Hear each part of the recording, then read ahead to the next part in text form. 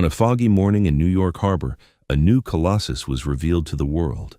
Sea and sky beheld a colossal figure, torch aloft, tablet in hand, a gift of friendship from one republic to another.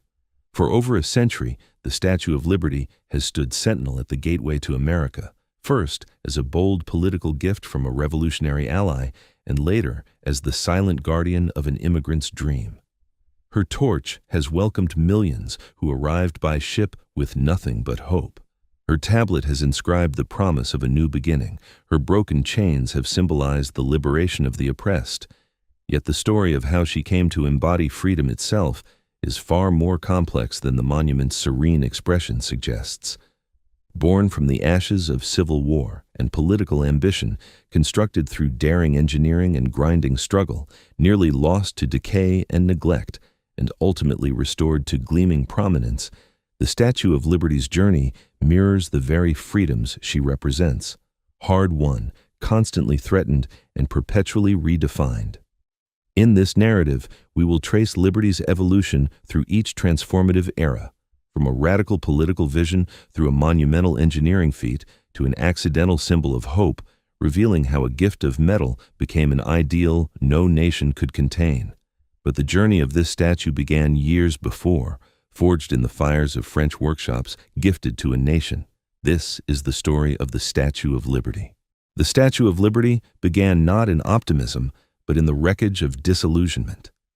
In the years following the American Civil War, Europe watched the United States with a mixture of wonder and relief. Wonder that democracy had survived its greatest test, relief that the scourge of slavery had been vanquished. Yet the post-war world was volatile. Napoleon III ruled France as an autocrat. The specter of authoritarianism haunted European capitals. Republics seemed fragile, threatened by kings and emperors at every turn. Into this uncertain landscape stepped a French intellectual and statesman of uncommon vision, Édouard René de La Boulaye. La Boulaye was a liberal jurist, abolitionist, and ardent admirer of American democracy. He had traveled to the United States, witnessed its institutions, and become convinced that the American experiment, for all its contradictions and suffering, represented humanity's best hope for ordered liberty. In 1865, at a banquet in Versailles, La Boulaye proposed an audacious idea. France should gift the United States a monument celebrating the centennial of American independence and the abolition of slavery. It would be a statement of solidarity between two republics, a testament to the power of freedom, and, though unspoken, a subtle rebuke to the monarchies that still dominated Europe. The gift would be extraordinarily expensive, extraordinarily ambitious, and extraordinarily bold. It would be, in effect, a monument to an idea. At the time, the notion seemed almost absurd. France was recovering from its own political upheavals. The government of Emperor Napoleon III was fragile and censorious, wary of anything that might inspire democratic sentiment. Yet La Boulaye moved forward with characteristic determination. He assembled a committee of prominent French liberals, architects, and philanthropists. He reached out to American contacts, including the influential Republican John Jay, grandson of Founding Father John Jay. And he began to articulate a vision, a colossal statue, a female figure holding aloft a torch of enlightenment that would stand at the entrance to New York Harbor, greeting all who arrived at America's shores. She would be liberty, but not the abstract liberty of philosophy. She would be a living symbol, a colossal woman promising freedom to any person who arrived at America's door. The idea took root, but slowly. It would be nearly a decade before an artist emerged who could actually realize La Boulaye's dream. In 1870, a young sculptor named Frédéric Auguste Bartholdi attended one of La Boulaye's salon meetings. Bartholdi was then in his mid-30s, ambitious and restless, a romantic idealist searching for a project worthy of his talents. He had already envisioned monumental sculptures. He had traveled to Egypt and been awed by the Colossus of Rhodes. He burned with the desire to create something that would outlive him and inspire ages to come. La Boulaye's dream of a gift statue to America seized Bartholdi's imagination immediately. Bartholdi would spend the next 6 years transforming the vision into reality. In 1871, He traveled to America to scout a location and gauge support for the project. He visited New York Harbor and immediately recognized that the island called Bedloe's Island, later renamed Liberty Island, was the perfect site, strategically placed to greet every ship entering the harbor, yet isolated enough to command respect. He also met with American politicians and civic leaders, pitching the idea and securing promises of cooperation. Back in France, Bartholdi began to design the statue itself. His vision was layered with symbolism.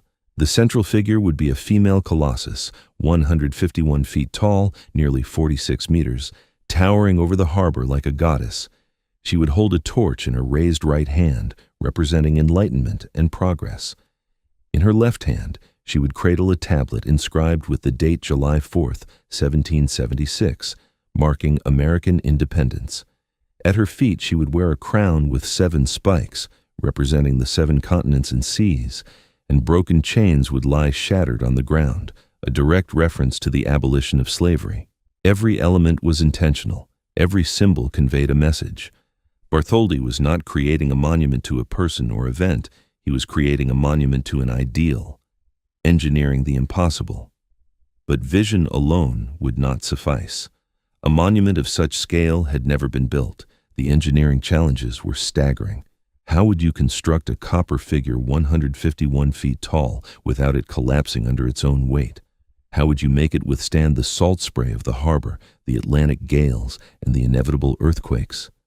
How would you transport such a massive structure across the ocean? Bartholdi turned to a man whose name would become synonymous with daring engineering, Gustave Eiffel. Eiffel was already celebrated for his work on innovative bridge designs and iron structures. A few years later, he would astound the world with his iconic tower in Paris. For liberty, Eiffel conceived a revolutionary internal framework, a lattice tower of wrought iron that would bear the weight of the copper exterior while allowing for flexibility in the wind. The statue's skin would be fashioned from sheets of hammered copper, each piece carefully shaped and then fastened to the iron framework with a system of ingenious braces and connections. It was an unprecedented marriage of art and engineering, of aesthetic vision and structural pragmatism. By 1875, Bartholdi's designs were finalized, committees were formed on both sides of the Atlantic, and the work was poised to begin. But a daunting obstacle lay ahead: funding. Forged in fire, construction, and struggle, 1875 to 1885, the French committee, led by Laboulaye, launched an ambitious public fundraising campaign. They held lotteries, auctions, and galas. They appealed to patriotic sentiment and Republican ideals. Donations flowed in from wealthy industrialists, from ordinary citizens who contributed what they could, from school children who scraped together centimes. By 1876, the French had raised sufficient funds to begin the monumental task of construction. In a workshop on the Île aux Cygnes, Isle of Swans in Paris, workers began the extraordinary labor. The statue would be built in sections: the head, the torch-bearing arm, the body, the feet. Each piece a feat of craftsmanship. Copper sheets were hammered into shape over wooden molds, a process requiring both precision and artistry. The exterior of the statue eventually comprised nearly 300 individual copper sheets, each fitted to its neighbor with meticulous care. Inside, Eiffel's iron framework grew, a latticework of beams and girders that would give the massive structure its strength. The scale of the undertaking was almost beyond comprehension. Workers had to be lowered on ropes to hammer joints and fasten connections. Progress was agonizingly slow. But by 1881, the statue's head was complete, so massive that it was displayed at the Paris Exposition, drawing crowds who marveled at its sheer size and the craftsmanship evident in every line. By 1884, the entire statue was finished in Paris and ready for the extraordinary undertaking of being disassembled, packed, and transported across the Atlantic. The American pedestal crisis.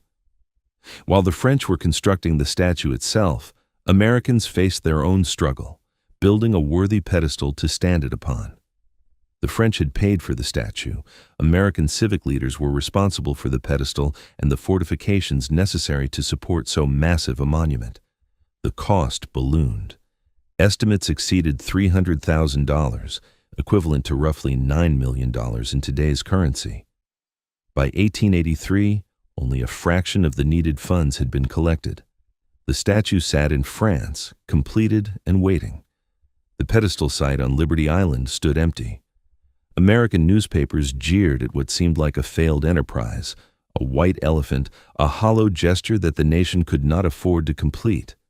The embarrassment was mounting. Then a newspaper publisher stepped forward. Joseph Pulitzer, who had recently purchased the New York World, launched a brilliant campaign. He appealed directly to ordinary Americans, to workers, clerks, school children, and immigrants. He promised to print the name of every donor, no matter how small the contribution. He promised that a monument to liberty was a cause that transcended class and wealth. The response was extraordinary. Over 120,000 donations poured in, averaging just $1.50 each. School children sent pennies, immigrants sent coins. These very people who would one day see the statue as they arrived in America were helping to build their own monument to hope. By August 1885, the required funds were secured, and the pedestal's construction could finally proceed. The Transatlantic Journey and Grand Unveiling, 1885 to 1886. With funding secured, the statue had to be packed for its epic voyage across the Atlantic.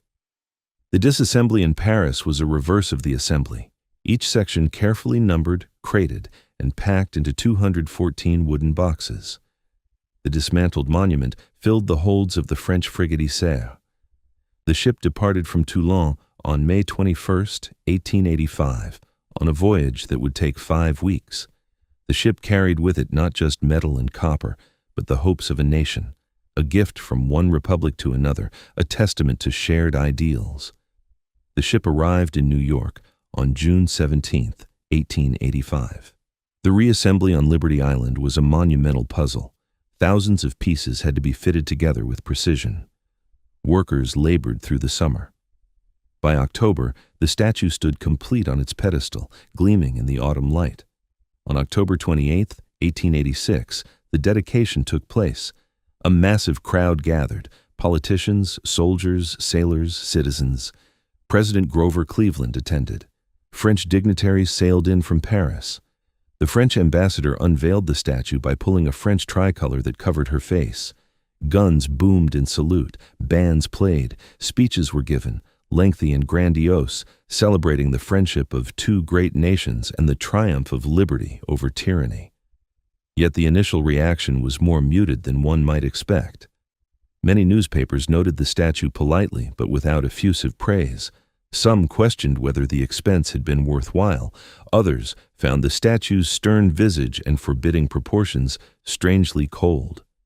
In those first months, Liberty stood on her island as a monument to a successful political alliance.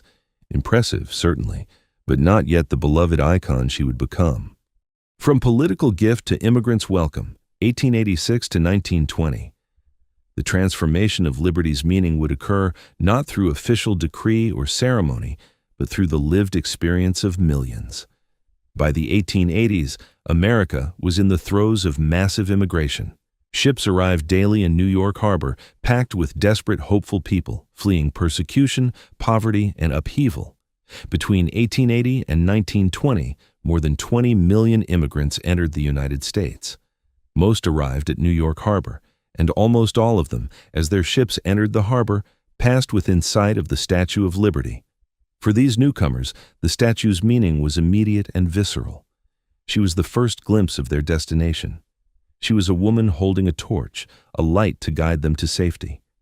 The official symbolism of friendship between nations paled in comparison to the emotional reality. For an Irish peasant fleeing famine, for a Polish Jew escaping pogroms, for a Southern Italian worker seeking opportunity, liberty was a promise made manifest. This grassroots veneration received extraordinary reinforcement in 1903 when a bronze plaque was mounted inside the statue's pedestal. The plaque bore a poem written in 1883 by a poet named Emma Lazarus. The poem's final couplet became the statue's unofficial motto. Give me your tired, your poor, your huddled masses yearning to breathe free. The irony is that liberty had never been designed with immigrants in mind. Laboulaye's concept was a gift between educated elites, a republican ideal, a political statement. Bartholdi's vision was an aesthetic monument to abstract liberty. Yet the convergence of all these elements, filtered through the experience of millions of desperate people arriving in America with nothing but hope, transformed liberty into something none of her creators had fully anticipated, a symbol of immigrant aspiration. By the 1920s, as American immigration policy grew more restrictive, liberty took on an almost defiant meaning. She represented a vision of America that transcended the prejudices of the moment, an America that welcomed the world's cast-offs. In the minds of millions, she had become more than a monument. She had become a moral statement. The monument's hidden architecture and secrets. While millions knew the Statue of Liberty as an exterior symbol, relatively few understood the extraordinary engineering and symbolism contained within. The statue's interior tells a story almost as fascinating as her facade. Eiffel's iron framework, the lattice tower that bears her weight, is itself a marvel. 125 feet tall and composed of a complex network of beams, the framework allows the copper skin to move independently.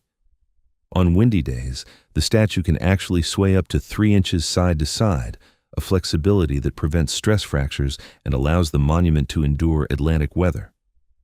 The torch-bearing arm, in particular, is a feat of engineering.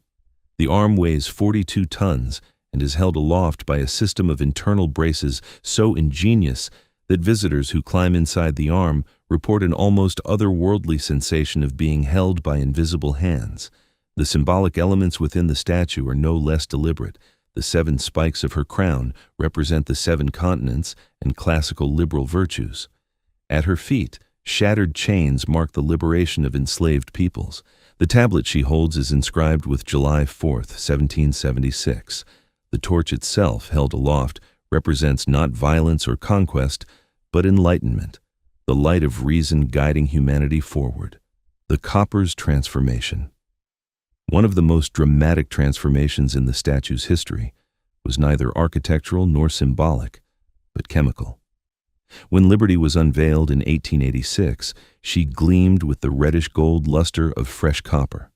Her color was warm, almost alive, but exposure to the salt air and the elements began an oxidation process.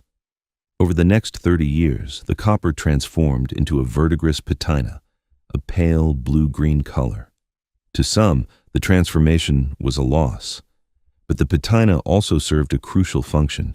It formed a protective seal that stopped further oxidation and actually extended the life of the copper beneath. By appearing to lose her vitality, Liberty was paradoxically becoming more durable. Decay and Resurrection, 1900 to 1986. For most of the 20th century, the Statue of Liberty endured. She weathered storms, earthquakes, and the vibrations from the modern city growing up around her. Tourists climbed her stairs, eventually, tens of millions of them. She appeared in photographs, films, and paintings, becoming embedded in the global imagination as perhaps the world's most recognizable monument to an ideal. Yet beneath her iconic exterior, she was aging. The iron framework that had seemed so revolutionary in 1884 was rusting in places. The copper skin, while protected by the patina, had developed tiny cracks and weak points. The torch was revealing signs of severe deterioration. By the 1980s, engineering assessments indicated that without major intervention, the statue could face structural failure.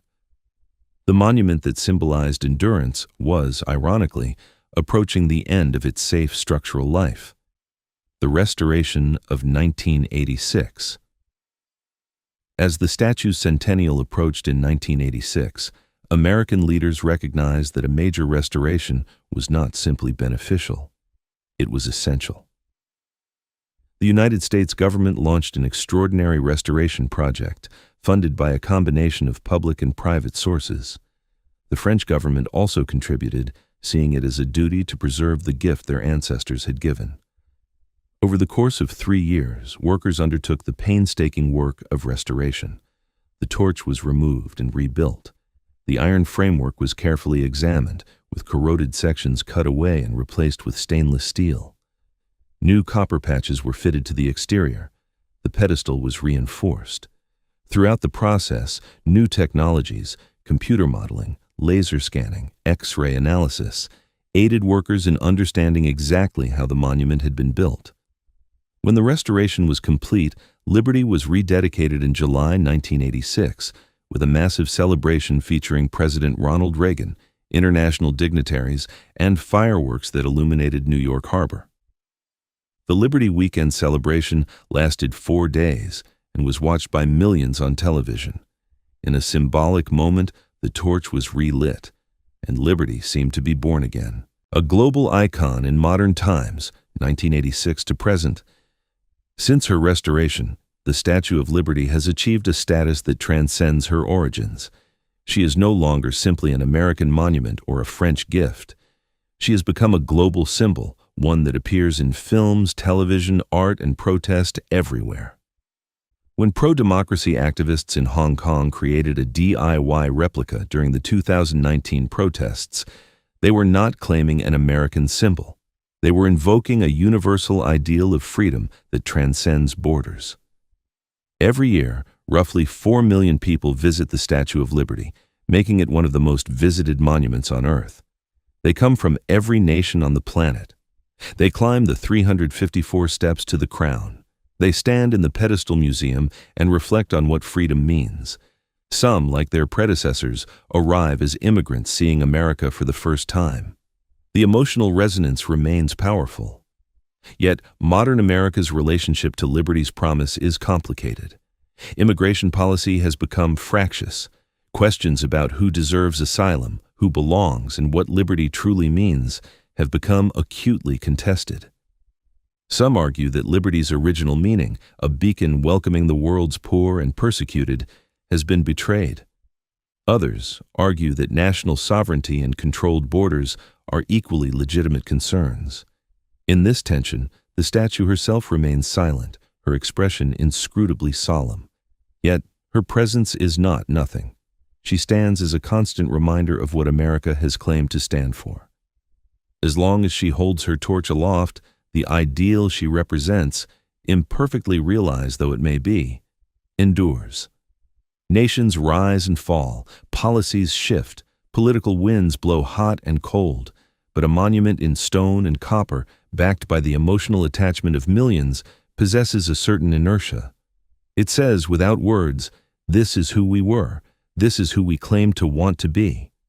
Will we live up to it? A gift of metal that became an idea. Nearly 140 years after her dedication, the Statue of Liberty endures.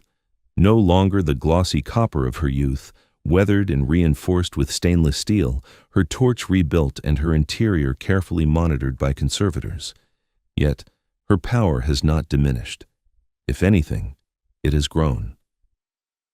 Laboulaye's original vision, a gift between two republics celebrating liberty and alliance, has been subsumed into something far larger and more profound. The monument now belongs not to France or America alone, but to the world's imagination. She has been invoked by revolutionaries, by artists, by the desperate and the hopeful. She has been redrawn, reimagined, and reinterpreted by each generation according to its own needs and dreams. The Statue of Liberty's true achievement, then, is not engineering or aesthetic brilliance, though she possesses both. It is her capacity to hold meaning. She is a monument that means different things to different people at different times, and somehow all those meanings ring true. To the immigrant, she is hope. To the activist, she is inspiration. To the American, she is a mirror in which to see who the nation aspires to be. To the world, she is a promise that freedom matters, that human dignity matters, that the light of enlightenment can shine for all. In this way, Frédéric Auguste Bartholdi and Gustave Eiffel, Laboulaye and Joseph Pulitzer, and Emma Lazarus all contributed to something that transcended their individual intentions. They created not merely a statue, but a vessel for hope, one that has proven far more enduring than any monument of stone and copper has a right to be.